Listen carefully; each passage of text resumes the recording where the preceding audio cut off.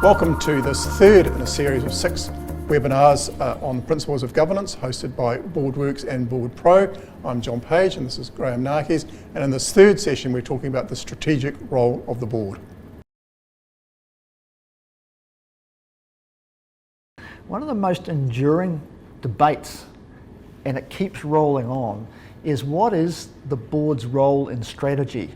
If you've got a really strong culture in the organisation of management proposing and boards reacting, then there's going to be the sense that, well, the management team does strategy. We can accommodate both the perspective that we're presenting, that the board needs to take a leadership role, and the management's responsibility to figure out how to get from A to B, by separating out the idea of the board having to be involved in a strategic thinking process which must precede strategic planning. It's an important distinction, but a useful one, and it might lead, in fact does in many of the cases that we work in, the board having a separate statement of strategic direction or strategic intent or something like that, which might only be a couple of pages long, but it picks up some of the things we talked about in the previous module. So it's a debate between the board's role either being passive or active, which I don't think is useful, because the board needs to be active but in its own space. And that creates a framework which allows then management to get on and use its expertise and its resources to figure out what is the best way to get from where the organisation is today to where it wants to get. The statement of strategic intent is a useful idea, both in terms of giving guidance to management. This is where we're going and what we want to achieve, but also particularly in the non-profit world, it serves as an external document to funders and other people that this is why the organisation exists, and this is the nature of the change that we're trying to make in the world. So, you know, please travel with us and preferably sign some cheques. So it's a really kind of important idea, and there is then an enormous partnership between management and the board. It's not so one person does one thing and one person does the other, but there is this need for the board to define where the organisation's going, and then there's a partnership. Yeah, you made the point about it being really important in a not-for-profit environment. I think it's also very important in a commercial environment, because there you have to go out not to find funders, but to find investors. And they need to hear the story as well. They need to understand what is the venture that they are being asked to support. So it's important. I think one of the things that is a problem in this space, when we start using the word strategic, it's possibly the most overused word in the governance and management lexicon, really. It's everyone has their own view of what it means. Maybe we should just talk a wee bit about what's strategic from the board's point of view. Yeah, so what's strategic from the board's point of view, generally speaking, are large things that are going to have a long-term impact on the organisation. So new opportunities, big investments, obviously big bets where you might be betting part of the shop, new things, new opportunities, new areas. These are things that the board should be holding to itself. Yeah. And another dimension of that is that we talk a lot in governance circles about risk management and the board's role in risk. It's become a problem, I think, that boards are thinking about risk in isolation. And tools like risk registers and that sort of thing lead to a degree of siloisation of the consideration of risk. But it should really be talked about at the board level in the context of what might get in the way of us achieving these important outcomes. Yeah, but also what level of risk we're prepared to accept. The risk appetite. Yeah, in association with these initiatives. So I think it's just worth also talking about what strategy is, because as you say, people get very confused about, we're being strategic, and often that's not the case. So strategy simply is a consistency in decision making over time. You may start off with a particular strategy, but as the sort of famous saying goes, no plan survives contact with the enemy, and that's true. You have to change strategy, and this is the central conversation of the board. Is the strategy that we have agreed on still working as we engage with the market or whom we will engage with, and do we need to change it?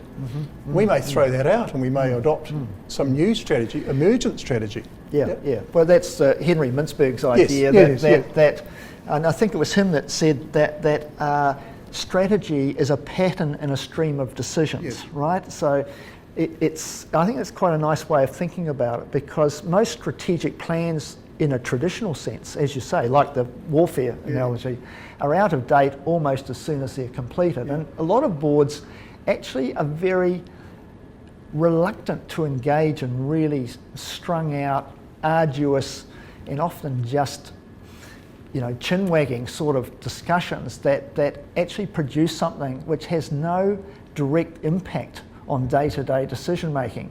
So a good strategy is something that informs everyone in an organisation. They know when they come to a fork in the road which way they should go. And it's a live document. We have an annual strategic retreat, we get a bit of paper and we put it away. But it is a live and ongoing conversation. The other thing is that what people miss often is strategy is about choice. So unless you have a valid choice, it's not strategy. And one of the lovely examples we like to use is people paint on the wall, we're going to be customer centric. Well, is the opposite of choice. We're going to ignore customers. So unless there's a valid choice, it's not strategic. So a lot of the mantra that you see on strategy, we're going to be excellent. Well, that's not a choice. And as you said in the previous session, an important part of the board's job is to know what to say no to. So that plays to the choice issue as well. John, one of the things that I think we need to emphasise is that the days of the board's involvement in strategy being confined to a once a year, some sort of strategy retreat is totally redundant. In terms of what we've been talking about, every board meeting should be strategic, because one of the things about being strategic is it's inherently about facing the future, okay? So the board should be constantly talking about where things are. Looking at the external environment, you talked about wind shifts and that sort of thing before. It's about sensing what's going on in the environment and pooling their various sources of intelligence, whether it's about the market or what's going on in government or the things that might influence the organisation's ability to succeed. That's all part of the board's strategic thinking role. And that's something it needs to devote sufficient time to. And really, the greater part of a board meeting should be in that future-facing sort of way. Probably, at least 60%, certainly more than half the board meeting should be facing the future and in a sense we've defined it, thinking strategically. Well, that's right, and we'll talk a bit later about how to structure meetings, but that's right. Sort of maybe 2/3 of the time on things yet to happen, because those are the only ones that you can influence. So there are two important things there, I think. One is this idea that the board's central role is as performance monitors. So having made all the decisions, is the boat going adequately fast in the right direction? And more importantly, how do we know? And if not, what do we do about it? But also, as Graham says, scanning the external environment the whole time for opportunity. And one of the things that we often suggest to boards is a little limbering session at the beginning of a meeting about what are we seeing out there. We're here for a reason, because we're a group of intelligent people with diverse perspectives. So hopefully we're walking around the world with our eyes open and bring that back into the boardroom. Are there opportunities out there? Is the wind shifting? And again, we encourage chief executives in their reports to put that high in their report. Are there things outside that I really think the board needs to be aware of? And just so that we're informed, because it is even more so a rapidly changing world. We'll talk more in a later module about that working relationship between board and management. But I think that too many boards are waiting for a lead from their executive teams. It's like we just come in, we react to whatever's been put in front of us, rather than the board actually holding itself accountable for adding value at every board meeting. And so much of that added value comes from what the individual directors can bring from their own experience, and adding wisdom to the things that management are seeing on a day-to-day basis. So that's the detachment idea, that the board can be more objective about about things as Yeah. well. I think it leads neatly into there are 3 little slides that we've put in there about where the board's view should be, in the weeds at the treetops or looking out of the helicopter, and that's a very good teaching analogy. I mean, with no rudeness to staff, they operate at the operational level and they make a lot of very small, quick decisions in the context of other things. The chief executive should be operating a little bit higher up, but the board is, taking this big view, long term, and there are times when they need to get down when things go wrong, and COVID, we saw. But by and large, they don't want to be in the weeds, and we see too many boards who are spending their time in places they should not be. Yeah, I mean, it's one of the issues though that people come to the board often out of operational roles, and being involved in the operations of the organisation gives them a perspective of what management does, but they need to recognise that their job is different. Their job, as you say, is to be in the helicopter, to have a holistic view of the organisation and its operating environment, to think in system terms, think through what is the impact of this on stakeholders, different categories of stakeholders, for example. And too often boards find themselves, in a sense, painted into a bit of a corner because the big decisions that you referred to in an earlier session, they might only deal with 1 or 2 of those a year. And there's a lot of pressure when that gets to the board for them to approve it, right? Yeah. Whereas they really have to stand back and say, is this something we really want to do? What are the implications? What are the risks, as we were talking about before? What are the benefits? And really, is this keeping us on course, or is it some completely new field of endeavour?